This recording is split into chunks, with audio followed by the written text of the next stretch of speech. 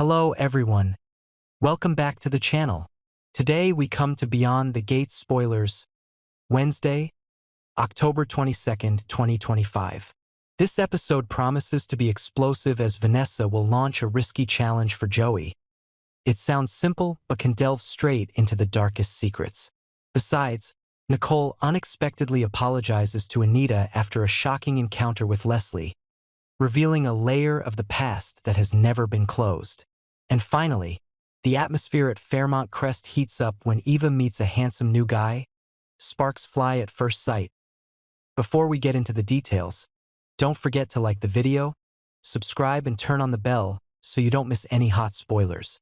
Now, let's quickly review the three main highlights of episode October 22. Vanessa versus Joey, new challenge, test of trust or trap to expose secrets. Nicole and Anita, apology after meeting Leslie. Are the Articulate's past chains about to be revisited?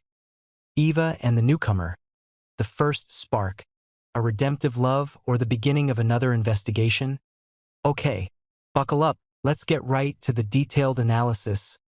Fairmont Crest still gleams like a gold-leafed mask beneath a copper-tinted sunset, but that glossy lacquer can't hide the damp seeping from the hairline cracks of trust, the heavy metronome of secrets pooling on marble steps. In the seemingly harmless air of charity galas and art auctions, Vanessa quietly sets down a new chess piece. A challenge for Joey, the man she has tried to end things with yet can never quite let go of. The man who slips into her mind with a glance warm enough to chase off loneliness and cool enough to remind her she is walking a taut wire between desire and vigilance. The irony is that everyone in town can feel the field of force between them. Everyone except the one person she most wants to shield from the truth. Donnell, her sharp-eyed, sensitive son, home again with the instincts of someone raised amid the static of rumor and the blank spaces of police files. Challenge sounds like a flirtatious game to rekindle a familiar magnetism, but in reality it's a nested test. Inside it sits a demand, a boundary, a mirror angled toward corners that have never had names. Vanessa asks Joey to take possession of a sealed envelope, a USB drive containing stored clips from security cameras around the fateful moment that led to Doug's death, and deliver it to Anita intact, unopened, unaltered, coupled with a second, harsher condition. For 7 days, he is to make no contact with her. No visits, no messages, as a way to hold him outside the storm front of her emotions and let her observe herself in his absence. On the surface, this trial measures compliance. At its depths, it measures guilt's tolerance for the temptation to erase, the ability of someone who knows too much to walk past a bloodstain without stooping to scrub it. Joey nods with the composure of a man who has learned to breathe underwater. Yet behind that poise flickers a quick pulse. He knows exactly what that USB might pin from past to present. And Vanessa, closing the door, finally notices the tremor in her joints. She has just let go of the rope to see who falls first, the tightrope walker or her. Their relationship already lists under the town's pressure and its merciless reminders. Doug was her husband, Donald's father, and Joey, though he's never confessed, was the only one to step out of that night of flaming metal with eyes that knew something. At times Joey convinced himself the only way to keep Vanessa safe was to retreat, that if he sliced the rope himself the wind would stop howling their names.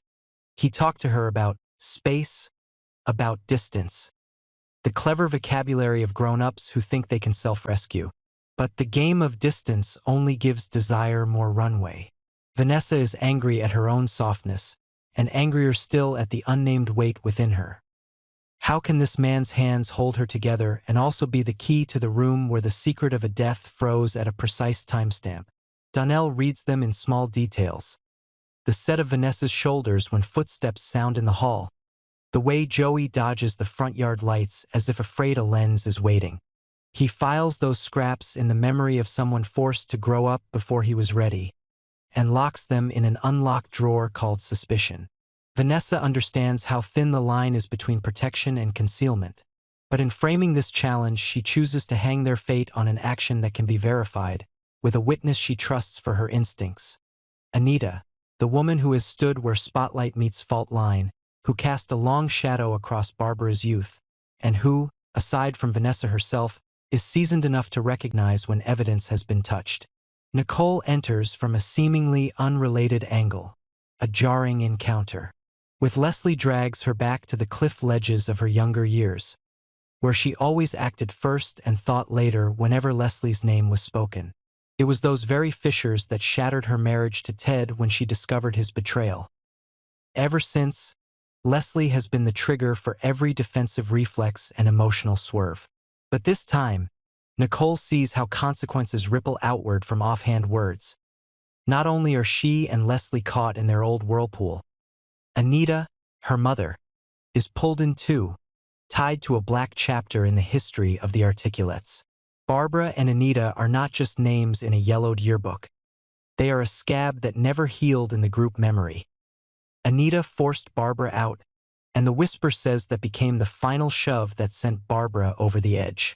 Truth has never been spoken in full, while indictment gets sung across generations like a sad nursery rhyme, a little more distorted each time.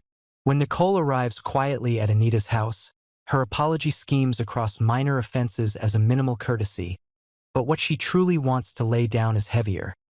She's sorry for animating the shadow of the past when Fairmont Crest is already fragile. Sorry for letting her anger pour fuel onto a rumor that has never once been properly tested. Anita receives the apology with the eyes of someone who has known more than people are allowed to admit.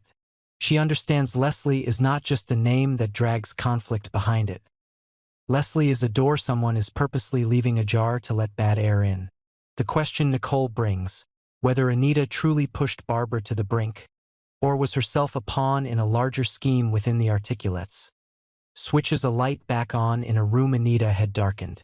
She remembers rehearsal nights when Barbara's talent was too bright, when her voice dimmed the old hierarchies, when a few other members started releasing undertow stories about bylaws, about proper procedure, about the good of the whole. Standing in the eye of that storm, Anita believed she was doing right by the group. But history doesn't archive intent, it archives outcomes. And the outcome sentenced her to a moral verdict with no parole. So when Vanessa asks her to receive the USB Joey will deliver, Anita recognizes a strange opportunity. A chance to choose rightly, this time in allegiance to truth, even if that truth could splinter the delicate scaffolding everyone in Fairmont Crest clings to. As the old strands cinch tighter, a new one slips into the score like an unexpected note. Isaiah arrives in town. Jacob's older brother carries the frame of a traveler familiar with big cities yet oddly at home in Fairmont Crest's counterfeit calm. Some say he's here for work, some for family. Eva doesn't much care in that first instant. An instant where a beautiful face and the dark-toned pull of a stranger are enough to wreck a heart's expectations. She's exhausted by the feeling of standing at the margins of her own story, especially when Tomas, the man she let occupy the center, tilts toward Kat like a pendulum tugged by another field. Isaiah's arrival is a cool breeze on a sweltering day, but Eva knows that coolness isn't innocent. In Fairmont Crest, no breeze blows without pollen from someone's design. Their first conversations feel as if scripted by a deft writer. Just when Eva needs someone who won't ask about Tomas, just when Isaiah needs someone who won't make him speak about Jacob, they lay down safe topics, work, beauty, the town's pretend leisurely rhythm, and let their eyes say the rest. But coincidence is rarely coincidence here. Word has it Isaiah is interested in Doug's case file, that he has read the redacted pages, that he wonders about a camera blind spot, an overdue service on a car, a last call never placed. If he truly is investigating, will he have the patience to see it through once his cord starts braiding with Eva's? And is Eva loving freely, or unconsciously choosing a man who might help her retake authorship of her life by unlocking the truth about a death that turned her into an outsider to her own feelings? Elsewhere that same evening, Tomas catches the light in Eva's smile when she looks at Isaiah and feels a peculiar stab. The pain of someone who thinks he's in love with another woman but cannot bear it when an emotional possession asserts its freedom. Kat notices micromotions across Tomas's face like someone who has memorized a hurricane chart. She recognizes the faint signals that precede a spiral, and this time the spiral wears Eva's silhouette. A jealous rain is likely coming, But who ends up standing in it is the harder question. The handoff day for the USB arrives sooner than anyone expects. Joey appears on Anita's porch with the tidy calm of a man of habit, the small case in his coat pocket like a trifle. Anita greets him with a minimalist nod, but in her eyes is the scale of someone who has read too many stories from the way people set objects down. She doesn't question him. She signs, takes it, and places the drive in the kitchen drawer behind the stove, the same spot where she used to hide the Articulate's demos so they wouldn't be edited by hands with too many reasons. Joey leaves no trace but clean cologne and a strand-thin filament of remorse, harmless to any eye but the one tugging it, who knows exactly what it runs back to. At the same moment, Donnell, by chance or not, passes the alley behind Anita's and notices an odd scuff on Joey's rear bumper, a chip of paint the very shade he's seen in photos from Doug's crash site. He tells no one, types a short line into his phone's notes, and walks on with heavier feet. A day later, Vanessa finds an anonymous card in her mailbox. Don't wager against the one who set the board. She can't tell if it's warning or threat, but she knows one thing for certain. Someone is watching her experiment, perhaps to help, perhaps to upend the table. Nicole conducts herself with surprising restraint these days. The apology isn't just to soothe Anita. It is a self-set challenge not to let her anger at Leslie torque her hand against every relationship. She listens more, and she discovers that beneath the tired rumors about the Articulates are stories no one told. Tour weekends where Barbara was left alone at a hotel, anonymous emails knocking her unprofessionalism, meeting minutes with missing pages. Anita may have mishandled things, but she was not alone. If so, Barbara's exit might be the intersection of many arrows, and her suicide the tragedy of a system rather than the weight of one person breaking a moral bridge. Laying the Articulate story beside Vanessa, Doug, Joey. Nicole sees two plays about narrative power. Who holds the keys to data, who decides which version gets the light, who has the stature to make truth a shared asset instead of a private weapon. She texts Vanessa a brief line, nothing about Leslie or Ted, offering help with media the moment the lid comes off the truth. Vanessa reads it, sets down her phone, and feels grateful that, for the first time in weeks, a string connects her to the outside world that isn't just for pleading or collapsing. For Eva, the crush stops being a toy when Isaiah reveals an uncommon seriousness. He asks which streets she walks to sort her thoughts, which paintings she chose to hang and why, which songs make her feel like she isn't a footnote in someone else's story. These small questions open a kind of trust she had forgotten existed. But one day he shows her notes in a pocket notebook, dry timelines of moments before and after Doug's death, and her heart dips. The new love smells of investigation. The new warmth is pressed between case files.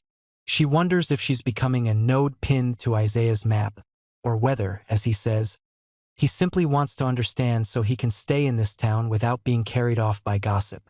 Tomas watches from a distance, sees the light return to Eva's eyes, and recognizes his own foolish jealousy. Instead of lunging to pull her back, he defaults to Kat, the safer habit. Kat understands, and the understanding doesn't soothe her. She knows any love secured by fear of loss won't weather a real storm. In Fairmont Crest, loyalty is a currency and everyone is testing their spending.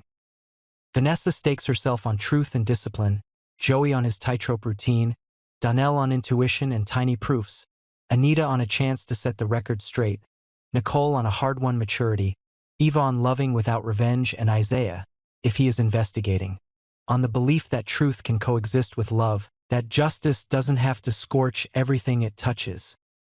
Separate threads must eventually touch. When Anita decides to plug in the USB, she sits at the kitchen table where she once handwrote lyrics for Barbara back when the group was guileless.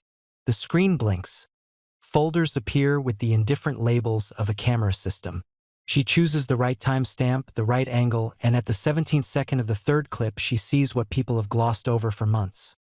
A car parked slightly off true, a reflection flashing across the plate, enough for a computer to reconstruct the characters if the viewer is patient. She stops, inhales, closes the laptop. She knows she needs another witness, not police, not press, but someone entangled just enough not to run. She thinks of Vanessa, of the line, "Don't wager against the one who set the board," and understands the board has been arranged by many hands, including one that is shaking. Out in the yard, Donnell kneels to a smear of mud along Joey's tire, grains fine as the lakeside path where someone claimed to hear an engine catch like a last chance roar that night. He looks up. His eyes are no longer a boy's. At the same time, along the north sidewalk of the shopping strip, Eva sees Isaiah listening to an elderly shopkeeper, his gaze gentling at an old story. She suddenly believes that even if he is probing, he still carries the capacity to love small things, and perhaps that will be the thin armor their love needs in a town where everything is recorded somewhere, somehow. Night drops. Wind tugs the porches, carrying rain scent and the metallic tang of secrets about to be opened. Vanessa stands in the living room, staring at the silent phone, the 7-day pact of no calls, no texts, and understands that quiet is not always safety. Sometimes it's the sound of truth climbing the stairs. You can replace this text with any text you wish. You can either write in this text box or paste your own text here. Try different languages and voices. Change the speed and the pitch of the voice. You can even tweak the SSML, speech synthesis markup language, to control how the different sections of the text sound. Click on SSML above to give it a try. Enjoy. The question is no longer how Vanessa's challenge will end, but who is truly being tested. Joey can ace the behavioral exam, deliver the USB intact, keep the distance. But a deeper trial is unfolding beyond his control. Where a son is piecing together fragments, where a mother is brave enough to face a frame that leaves no room for alibis, where a woman is learning to put discipline above habitual dependence, where a newcomer becomes a torch lighting the path toward a truth someone thought they had drowned.